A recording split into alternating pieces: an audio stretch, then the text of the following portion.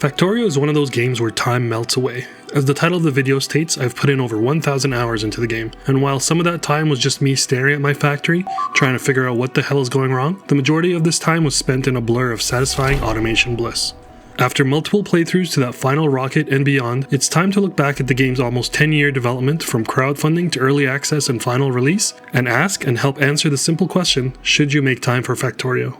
In Factorio, you are a crash-landed engineer that has to use your superior intellect to build a rocket and head home. To do this, you must exploit the planet's resources to jumpstart an industrial complex capable of building such a vessel, all while surviving the pollution-devouring and ever-evolving indigenous species of the planet. Factorio's gameplay loop is recursive and shockingly addictive, collecting resources to craft various tools and machines, which in turn create more advanced resources and tools that allow for the progression to more sophisticated and advanced resources and tools, and so on and so forth. From iron ore and pickaxes to nuclear power plants and rocket assembly stations, all of which can be automated, optimized, and expanded almost infinitely, and I say almost because while the map is infinite and procedurally generated, the resources that appear are not, causing an almost whack-a-mole situation where you will run out of materials if you don't plan ahead, explore, clear enemies, and expand to other resource-rich areas of the map. One of the main reasons of this addictive gameplay is the loop of building and optimizing factories. The satisfaction of watching your complex spaghetti network of machines and conveyor belts working in perfect harmony is unparalleled. The game's complexity and depth are a key factor in this addictiveness. There's a huge variety of machines and resources to manage, each with their own unique properties and interactions. As you progress through the game, you'll unlock new technologies and production methods that require even more advanced planning and optimization. The emphasis on automation and optimization in Factorio means that the player must continuously refine their factories to keep up with the increasing demand and production requirements. This creates a satisfying gameplay loop where players are always striving to improve their factories and make them more efficient. Of course, you don't have to do this alone. Factorio also features a multiplayer mode that allows players to work together to build and optimize their factory, enabling players to share resources, divide labor, and collectively solve logistical challenges. And you can do this with up to 500 plus of your best friends. Again, with over 1,000 hours of playtime, I can attest to the game's addictive nature and its complexity. However, it is important to note that the game may not be for everyone. The game's lack of actual story, steep learning curve, and underwhelming graphics are a huge turnoff for some people.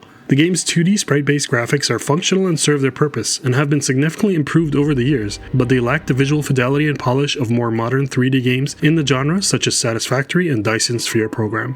While this may not be a deal breaker for everyone, as it greatly suits the complexity of the game's mechanics, the low system resources required for massive factories, and not to mention the orthogonal eagle-eye perspective gives a fantastic view of your factory. It is an aspect worth considering if you're someone who values cutting-edge graphics. You are largely left to your own devices when it comes to building and expanding your factories. This open-ended gameplay can be overwhelming for some players who may prefer games with more structure and direction. There are of course tutorials and scenarios that teach the game's mechanics, and for players new to the genre, they do seem to smooth out the learning curve of the game. I personally did not enjoy them, and drove right into the sandbox mode right away, as there are enough resources available to help given the size and welcoming nature of the community and its developers.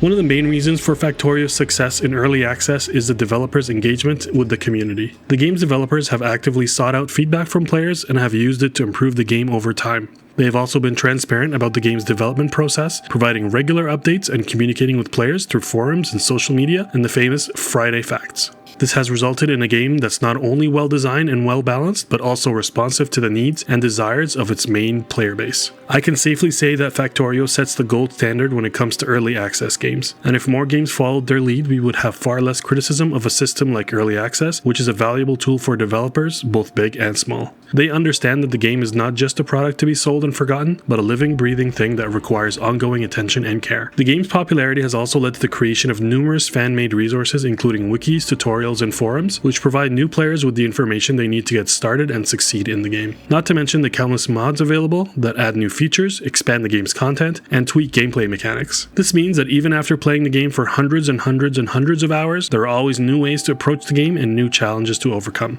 While the graphics may be outdated, story elements in the game are lacking, and the difficulty level is a hurdle for some, the gameplay loop, depth, UI, sound design, and overall quality of the game are amazing. So if you enjoy games that require careful planning, strategic thinking, and continual optimization, then you should definitely make time for Factorio.